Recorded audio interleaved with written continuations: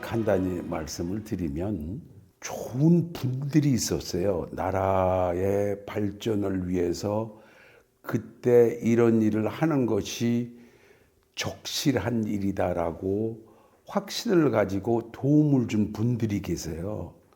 그리고 굉장한 그 인프라가 필요하기 때문에 미리미리 준비를 해야 돼요. 실제로 유치를 하려고 그럴 때에 중요한 것이 스팀이 주제가 그 시대 세계 역사 뭐 이런 걸 봤을 때 적절한 테마를 가진 메가 글로벌 이벤트로 논리적으로 맞겠다. 그 다음에 두 번째는 이런 것에 관련된 세계적인 조직이 있단 말이죠. IOC가 있잖아요. FIFA가 있고 BIE가 있잖아요. 사무총장, 위원장, 회장 이런 분들이 있어요. 그런 분들과의 대화를 통해서 미리미리 준비된 사항과 왜 해야 된다는 이유와 이런 테마로 한다는 것을 정확하게 전달했어요. 그것 때문에 가능했습니다. 88년에 서울올림픽의 경우 미리미리 했다는 거. 이 도면은 여러 차례 보셨을 텐데 활성축이라고 해서 광개토 대왕비가 있는 지반과 그다음 평양, 서울, 대전, 여수 이렇게 5군데를 찍은 곳이 1971년에 만들어졌잖아요. 1971년에 미리 계획을 했어요.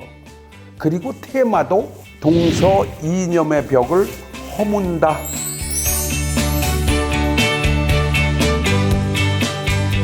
이걸 해소를 해야 남북도 화해가 될 수 있겠다는 그 적실성 때문에 서울에서 해야 된다. 그 다음에 대한민국이 만불도 안 되는 나라였잖아요. 그 시대에 필요한 것이 잘 살고 못 사는 남과 북이 경제적 어려운 점들을 극복하기 위해서 과학기술로 길을 찾자.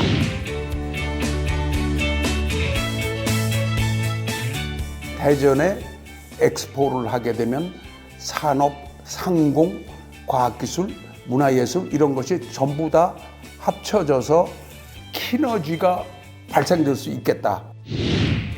그 다음에 여수는 대한민국의 뱃머리 같은 곳인데 거기에서부터 새로운 인류가 화해하고 환경 오염을 줄이는 지식의 물결을 일으키자. 이걸 해야 되겠다는 그 계획이 있었기 때문에 이런 것이 가능했고요.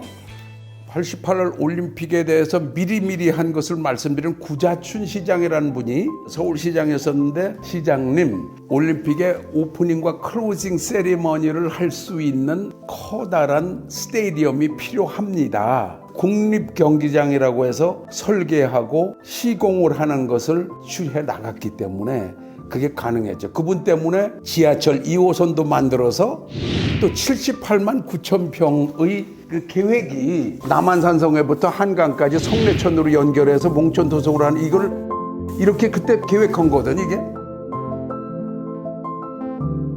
그게 있어서 바덴바덴에 갔을 때 충분히 설명이 됐죠. 아, 메인 스테디움이 대한민국에 있네.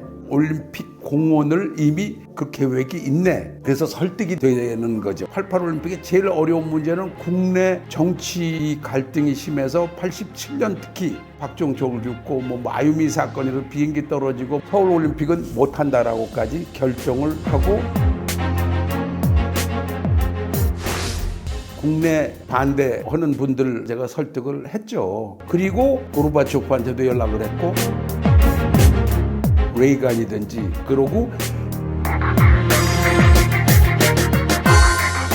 영원한 평화의 불틀까지 만들었잖아요. 그 올림피스라는 개념으로 했기 때문에 그게 성공할 수가 있었죠.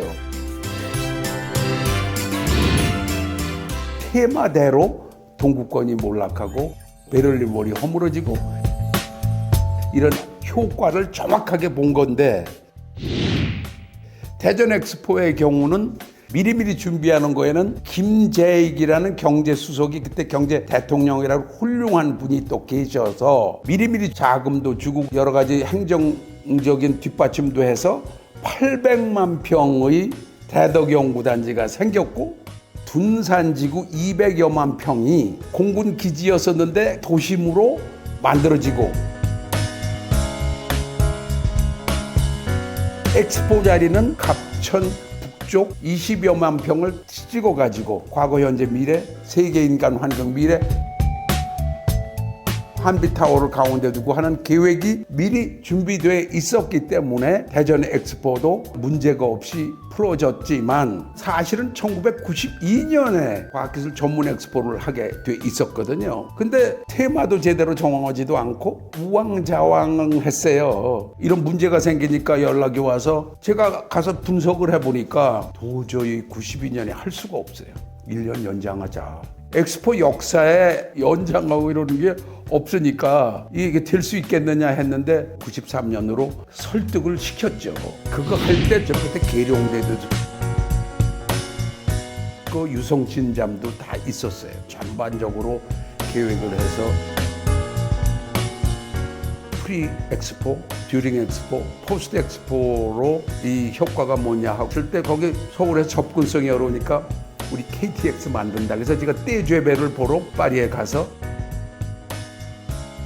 정주영 씨한테 얘기를 해가지고 마글레브를 딱 갖다 놨지만 실제로 KTX는 짓진 못했는데 카이스트도 그때 KIT라고 해서 제가 제안을 해서 만들어줬고 그래가지고 대전 엑스포가 성공적으로 했죠. 그 다음에 월드컵을 일본에서 한다고 그런 게 있었어요. 우리나라가 안 되게 돼 있었거든요. 이미 늦고 그래서 구평회 위원장께서 저 연구소에 오셔가지고 이거 어떻게 하면 좋으냐 이거 하라고 그러는데 쉽게 말씀드렸어요. 일본 가세요. 카드를 하나 가져가세요. 카드가 뭡니까? 공동 주최하자고 그러라. 우리가 서울올림픽도 잘했지. 대전 엑스포도 했지. 국제적으로 제법 신망이 있고 할 수 있기 때문에 그 사람들도 떨어지면 야단이란 말이죠. 그래서 해서 성공해서 월드컵이 공동 주최라는 걸 됐죠.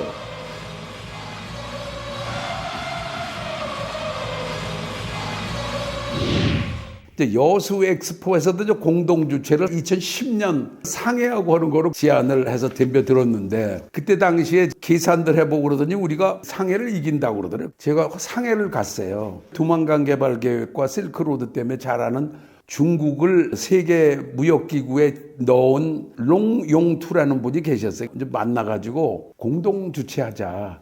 너 지금 한국이 굉장히 그래도 잘 하고 있으니까 손잡고 하는 게 좋겠지 않겠냐 그랬더니 대환영을 하는 거예요. 그래서 서울에 바로 전화로 연락을 해서 반기문이 그때 의전수석인가 뭐고 하실 거로 기억하는데 전화를 해서 김대중 대통령한테 알려라 이렇게 얘기를 했었는데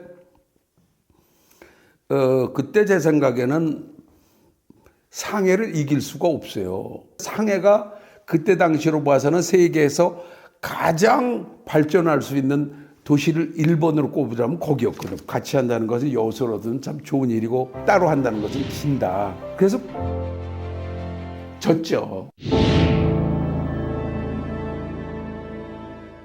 여수 엑스포는 그 다음 2012년에 다시 했을 때 사실 여기는 미리 준비한 게 거의 없었죠. 인프라가 없고 기차도 서울에서 가는 것도 없고 호텔이 하나가 없었어요. 뭐 아무것도 없으니까 또 안 되면 곤란하잖아요. 유치위원장인데. 그래서 BIE의 사무총장인 로체르 탈레스를 우리 집으로 초청을 했죠. 고르바초프를 위해서 지었던 그 집에 그 로체르 탈레스하고 회의를 하고 한 20명이 저녁을 하면서 제가 설득시킨 건 아주 쉬웠어요. BI의 헌장에 보면 엑스포를 통해서 그 지역의 발전을 촉발시키는 그런 역발상이라는 것도 하는 거 아니냐. 이걸 하게 되면 여수라는 지역이 앞으로 뱃머리가 되고 틀림없이 호텔이고 뭐 KTX고 다 되니까 그건 믿어달라. 그래서 됐어요.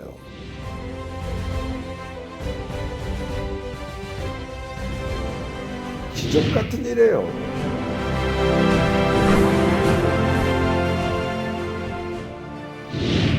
평창 올림픽 하나만 더 말씀드리고 2018년에 됐는데 사실 이 계획은 68년에 했으니까 50년 전인가요? 반세기 전에 이미 기획을 했어요. 그러니까 미리미리 했다는 걸 말씀드리는 거예요. 그리고 누가 그걸 했냐? 그때 쌍용에 김석원이라고 있습니다. 가까운 친구였는데 스위스 쌍모리스에 가서 복 쉬고 돌아와서 대관령 근처에 스키 리조트를 만들어 달라. 먼 훗날 동계올림픽을 할 수 있게끔 미리미리 준비하는 것이 우리들이 할 일이 아니냐. 그런 얘기를 했더니 바로 갔어요. 쌍모리스에. 그리고 돌아와서 73년부터 95년에 그 100만 평의 스키 리조트를 용평을 만든 거죠. 동계올림픽을 하려면 또 국가에서 도움을 줘야 되잖아요. 1995년일 겁니다. 강원도지사가 최각기운가 하시는 분이 있는데 강원도청에 들어갔더니 이렇게 해서 동계올림픽 유치를 좀 지금부터 시작하죠. 그러니까 그게 가능하냐고 그러더라고요. 그래서 누굴 불러요. 불렀을 때 보니까 그때 기획관리실장이었던 김진선 씨가 지사실로 들어왔어요. 얘가 김진선 씨 그전부터 좀 알고 아주 참 좋은 공무원이었기 때문에 나라만 생각하는 사람이지 여기서 딴 생각을 안 하는 분이라고 내가 믿었던 그 동료 같은 사람이니까 그거 좀 지금부터 준비하면 뭐는 난리가 될 겁니다.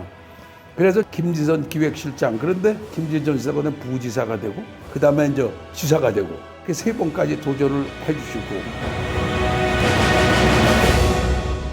김진선 도지사가 안 계셨으면 굉장히 어려웠을 일이었죠. 그걸 하면서 KTX 노선이 쓰는 거죠. 동서로도 연결이 된다. 덕분에 국토 균형 발전에도 이바지가 됐죠. 근데 요번에 그것은 사우디에 그렇게 칠 수밖에 없었다고 보여요. 지금 국가계획이기 때문에 국가계획을 하는 데서 테마를 분명히 하고 이 시대의 인류 문명사에 의미 있는 클라이밋 크라이시스라든지 글로벌 보일링 이런 문제와 관련해서 특별한 방향, 특히 바다를 꼈으니까 인도양 태평양의 플라스틱 쓰레기가 엄청나니까 그 문제를 해결하는 획기적인 어떤 방안을 인류가 공동으로 모색하는데 여기를 주어서 같이 해보려고 한다든가 하는 그 relevance, 적실성이 부각이 전혀 안 되고 개념이 명료하지 않은 점도 문제가 있을 것 같은데, 그거는 사실 사우디도 그렇게 명료하지도 않고 그렇긴 했습니다만 설득을 하고 듣고 이런 것이 잘 모르겠습니다. 열심히 하셨겠지만 미래를 위해서 제가 얘기하는 것 뿐이에요. 미리미리 준비하고 테마가 맞고 그럴 때 적절한 사람들이 팀워크가 되고 컴피티터나 BI 상대자들과 아주 긴밀하게 대화를 솔직하게 할 수 있는 능력, 이런 것을 앞으로 잘 하라고 요번에 실패가 주는 교훈이 아닌가. 정말 좋은 교훈으로 삼으셨으면 좋겠어요.